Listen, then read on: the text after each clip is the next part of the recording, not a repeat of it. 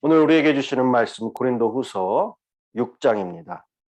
고린도후서 6장 1절에서 13절 저희들 한 절씩 교독하겠습니다. 우리가 하나님과 함께 일하는 자로서 너희를 권하노니 하나님의 은혜를 헛되이 받지 말라. 이르시되 내가 은혜 베풀 때에 너에게 듣고 구원의 날에 너를 도왔다 하셨으니 보라 지금은 은혜 받을 만한 때요 보라 지금은 구원의 날이로다.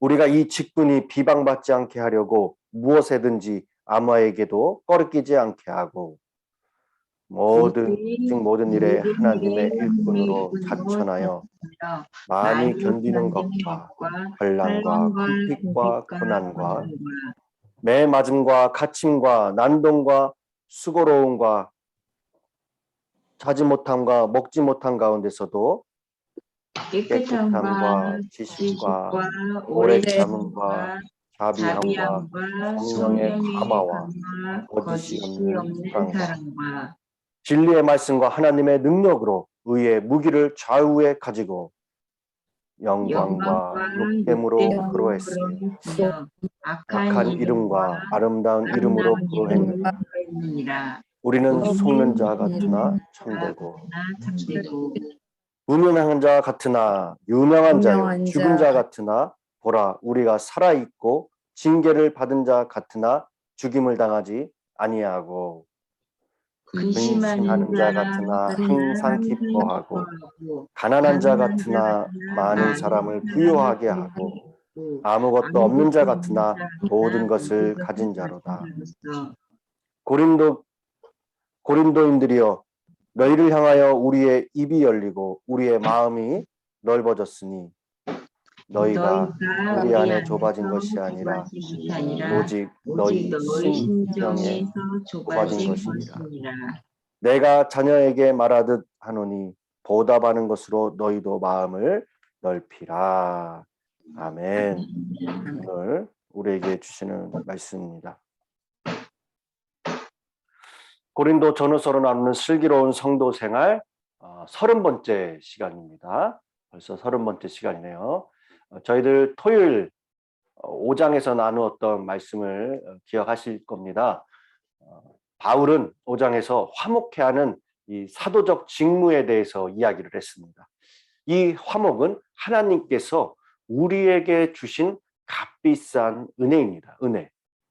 죄인이었던 우리가 그리스도의 십자가 사랑으로 인해 하나님께 용서받을 수 있었고 이를 통해서 하나님과 우리는 화목해 되었다는 거죠. 더 나아가 하나님과의 이 수직적 화목은 사람과 사람 사이에 이 또한 화목으로 이어지게 되었다는 것입니다.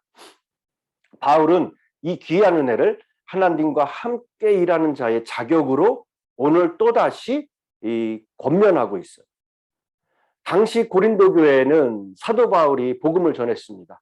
십자가의 도를 전하고 복음을 전하여서 신앙이 잘 정착되고 있었어요. 그런데 거짓 교사들이 들어와서 이간을 하면서 복음을 왜곡시켰죠. 고린도 성도들의 신앙이 흔들리고 염려가 되었습니다. 여러분, 이 성도들의 신앙이 흔들리면은 이 목회자는 굉장히 속상을 합니다. 바울도 똑같은 심정이었을 거예요. 이미 하나님이 주신 은혜와 십자가의 도가 주어졌는데 지금 거짓 교사들에 의해서 고린도 성도들이 흔들리고 있다는 거죠. 그래서 사도 바울이 경고한 겁니다. 1절이죠. 하나님의 은혜를 헛되이 받지 말라. 하나님의 은혜를 헛되이 받지 말라. 여기서 은혜란 단어가 나옵니다. 은혜라는 말은 헬라어로 카리스라는 말이에요. 이 카리스와 가까운 단어가 카라라는 단어가 있는데 기쁨이라는 뜻입니다. 그리고 또 다른 단어가 유카라스테오라는 말도 있습니다. 이 말의 의미도 감사라는 의미예요. 모두가 카리스, 은혜라는 이 단어에서 파생된 단어입니다. 그러니까 우리가 은혜를 받았다라는 말 속에는 이 기쁨과 감사가 포함되어 있어야 된다는 거죠. 이렇게 은혜란 기쁨과 감사가 있을 수밖에 없는 값없는 값없이 받은 사랑을 의미하는 것입니다. 우리가 이 의미를 잘 알고 있죠. 바울은 지금 2절에, 오늘 본문 2절에 이사야 말씀을 인용해서 우리가 그 은혜의 시대를 살고 있음을 말해주고 있습니다. 예수님은 부활 승천하시고서부터 시작하여 재림하실 때까지의 이 시대를 은혜의 시대, 마지막 시대, 즉 말세라고 부릅니다. 여러분과 저는 하나님의 은혜를 체험하는 이 시대를 살고 있어요. 그러므로 우리는 하나님의 은혜를 헛되이 하지 않도록 해야 된다는 거예요. 헛되게 된다라는 것은 무엇이냐? 무효로 만든다는 거예요. 기독교 신앙의 핵심은 하나님의 은혜입니다. 다른 종교는 여러분 인간 행위에 기초하게 돼 있어요. 그래서 수련을 하기도 하고 그것이 모자라서 고행을 요구하기도 하죠. 그러나 기독교는 하나님의 은혜 위에 기초한다는 거예요. 그래서 하나님 은혜 위에 교회가 세워지고 하나님의 은혜로 우리가 구원을 받습니다. 지난 주 중에 교회로 전화가 한 통이 왔습니다. 이 번호를 보니까 멀리 타주에 계신 연락처인 겁니다. 타주에 있는 연락처. 그런데 여보세요, 전화를 받았더니 다짜고짜 타주에 있는데 신앙 상담으로 이 전화를 하셨다는 거예요. 제가 받았죠. 그래서 내용은 무엇이냐? 과학과 사이언스, 그 다음에 신앙에 대해서 질문을 하는 거예요. 아주 어렵고 난해한 질문이었습니다. 하나님이란 존재를 인정하고 본인은 믿는다는 거예요. 그래서 말씀에 기초해서 성경대로 말씀대로 살았고 노력하고 있다는 겁니다. 연세도 좀 있어요. 그런데 현대 이 최첨단의 시대를 살아가는 이 시대에 진화하는 과학을 어떻게 받아들여야 되는지 창조와 과학, 여러 이론과 근거들을 말씀하시면서 본인이 믿었던 신앙생활했던 하나님과 성경에 대해서 의심이 생기고 말씀과 과학의 이론과 충돌한다면서 혼란스럽다라고 막 질문을 하시는 거예요. 이걸 어떻게 받아들여야 되냐? 제가 딱히 드릴 말씀이 없는 거예요. 이것을 과연 성경적으로 지금 또한 신학적으로 어떻게 말씀을 드려야 될지 순간적으로 여러 가지 고민이 있었습니다. 그래서 그냥 딱 2가지 질문만 드렸어요. 우리 성도님이 고민하시는 것이 과연 구원의 문제와 관련이 있습니까? 그 안에 구원이 담겨져 있느냐라는 거예요. 그리고 그 안에 예수 그리스도의 생명이 근거가 됩니까? 라고 딱 2가지 질문을 제가 드렸습니다. 그랬더니 아무 말씀을 안 하시고 한 몇 초 정도 가만히 계시다가 알겠습니다 하고 끊으시더라고요. 아마 이 질문에 어떠한 큰 찔림이 있지 않으셨을까라는 생각이 들었습니다. 여러분, 기독교는 하나님의 은혜, 그 은혜 위에 기초합니다. 그 하나님의 은혜 위에 교회가 세워지고 성도가 세워지고 구원의 길을 걷게 되는 거죠. 이것은 신앙의 기초이면서 동시에 중심입니다. 구원과 은혜가 흔들리면 인생이 흔들릴 수밖에 없다는 거예요. 교회도 은혜와 구원이라는 이 바탕 위에 서 있습니다. 견고한 교회는 그렇기 때문에 구원과 은혜가 가장 강력하게 역사한다는 거죠. 바울에 의해 세워진 고린도 교회는 처음에 이 복음의 기초 위에 잘 세워졌지만은 세월이 흐르면서 다른 것들이 강조됩니다. 왜곡됩니다. 혼란이 찾아오는 거예요. 교회 안에 구원과 은혜의 역사가 희미해져 가고 무엇보다 구원이나 은혜가 무엇인지 잘 모르는 사람들이 늘어갔다는 거죠. 그래서 바울은 고린도 후서 13장에 이 편지를 마무리하면서 경고를 합니다. 너희는 믿음이 있는가? 너희 자신을 시험하고 너희 자신을 확증하라. 예수 그리스도께서 너희 안에 계신 줄을 너희가 스스로 알지 못하느냐. 그렇지 않으면 너희는 버림받은 자니라. 너희는 믿음이 있는가 스스로 확인해 보라는 거예요. 찔리는 말씀입니다. 우리도 신앙생활을 하지만은 자주 스스로 물어봐야 됩니다. 나는 구원받은 자인가? 진정한 신앙인인가? 핵심적인 진리가 흔들리고 있지 않은가? 확인해야 돼요. 내 안에 예수가 있는가? 질문해야 된다는 거예요. 바울은 고린도후서 11장 4절에 만일 누가 가서 우리가 전파하지 아니한 다른 예수를 전파하거나 혹은 너희가 받지 아니한 다른 영을 받게 하거나 혹은 너희가 받지 아니한 다른 복음을 받게 할 때에는 너희가 잘 용납하는구나 라고 그렇게 기록했습니다. 고린도 교회 안에 다른 예수, 다른 영, 다른 복음을 전하는 자들이 있음을 우리가 알 수 있어요. 1세기만 해도 기독교의 교리가 완전히 정리된 상태가 아니기 때문에 이단과 거짓된 가르침들이 많이 있었습니다. 그래서 바울은 고린도 교회에 하나님의 은혜와 구원 안으로 들어오라고 안타까움과 애정 어린 그런 권면을 계속하고 있는 거예요. 2절에 보면 보라, 그리고 또 보라, 그렇게 강조하죠. 보라, 지금은 은혜를 받을 만한 때요. 보라, 지금은 구원의 날이로다. 새로운 시대가 열렸다는 것을 선포합니다. 구약 시대만 해도 하나님의 은혜와 구원을 얻는다는 것은 매우 제한적이었죠. 구약의 모든 사건들과 성전제도, 제사제도 등은 상징적이고 실체보다는 그림자였어요. 유월절에 어린 양을 잡아서 문설주에 바르는 사건, 예수가 오시는 예표였죠. 그러나 예수 그리스도가 오심으로 신약의 모든 것이 분명해졌습니다. 구원의 일부의 어떠한 사람이나 민족에게 일어나는 것이 아니라 열방 모든 사람들에게 드러나게 되었다는 거죠. 확실하게 드러났고 하나님의 은혜와 구원은 무제한적으로 부어졌습니다. 바울은 이 은혜를 주신 것은 측량할 수 없는 그리스도의 풍성함이다라고 표현을 했습니다. 여러분, 지금은 하나님의 은혜의 때입니다. 구원의 날이에요. 누구든지 제한이 없습니다. 열려 있습니다. 구원과 은혜를 받는 일이 까다롭거나 어렵지 않다는 거예요. 그러므로 바울이 말하는 것은 기회가 주어졌다는 거예요. 구원받을 기회가 주어졌다는 거예요. 여러분 잘 생각해 보세요. 기회가 주어졌다는 말은 다른 편에서 그 기회가 곧 사라질 수 있다는 것을 또한 의미한다는 거예요. 그래서 모든 것에는 때가 있습니다. 우리가 전도서 예전에 나누었죠.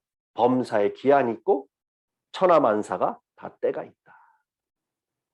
여러분, 기회가 늘 주어지는 것이라면은 그것을 기회라고 할 수 없습니다. 끝도 없이 주어지는 기회란 없다는 거예요. 그때를 놓치면은 그냥 끝입니다. 때와 날은 철저히 하나님의 주권으로 움직이게 되어 있어요. 하나님께서 끝 하시면 끝이에요. 하나님 편에서 베풀어 주실 때에 그때에 받아야 된다는 겁니다. 그때에 우리가 지금 현재 살아가고 있어요. 고린도 교회 성도들에게도 그때를 살고 있었습니다. 우리가 그 시간을 컨트롤할 수 없습니다.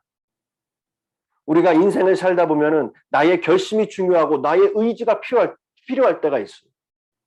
그러나 나의 어떠한 결심이나 의지보다 더 중요한 것은 하나님의 때라는 거예요. 구원의 때라는 것입니다. 모든 것은 타이밍이 있습니다. 그 타이밍이 중요하죠. 기회는 주시고 또 주시겠지만은 결정적인 순간이 있다는 거예요. 결정적인 순간은 하나님의 주권하에 모든 것이 이루어지게 되어 있어요. 하나님의 구원의 손을 거두실 때가 있다는 겁니다.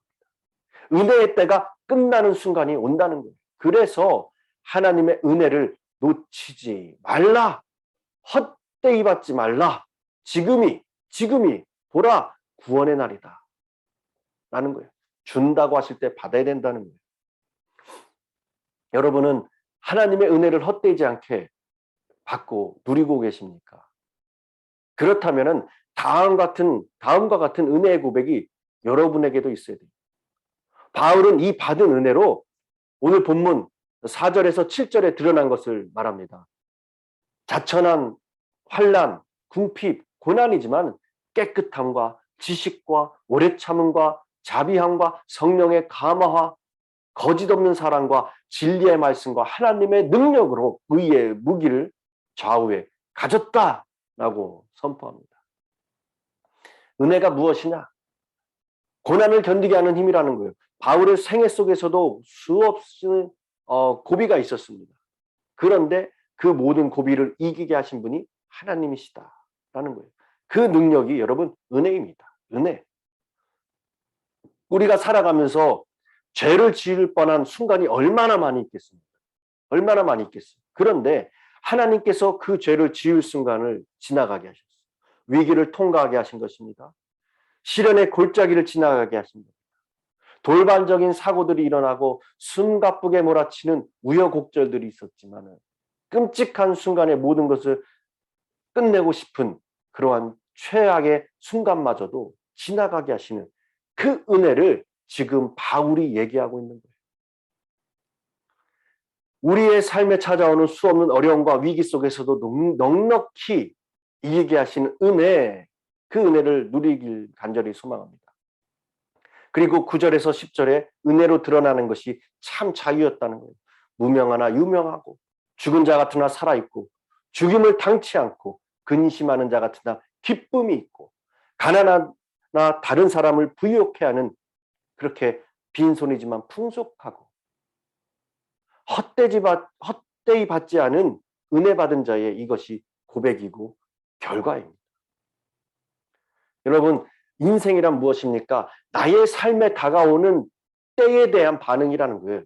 누가 은혜를 받느냐? 그 때를 알고 반응하는 사람입니다. 이미 우리에게 드러난 진리, 우리의 마음의 문을 열기만 하면 얼마든지 얻을 수 있는 진리, 하나님의 풍성한 은혜 안에 있는 이 시대에 구원과 은혜를 받지 못한다면 그것처럼 억울한 일이 없을 겁니다. 어쩌면은 그 은혜를 받지 않는 것이 더 어려운 시대가 됐을지도 몰라요. 오늘 우리 소명교회와 성도님들 가운데 한 분도 은혜를 헛되이 받는 분이 없이 모두가 구원의 은혜를 얻길 바랍니다. 그래서 은혜의 시대, 마음껏 구원의 복을 누리는 축복이 있기를 주의 이름으로 간절히 축원합니다. 기도하겠습니다. 사랑의 하나님 감사합니다.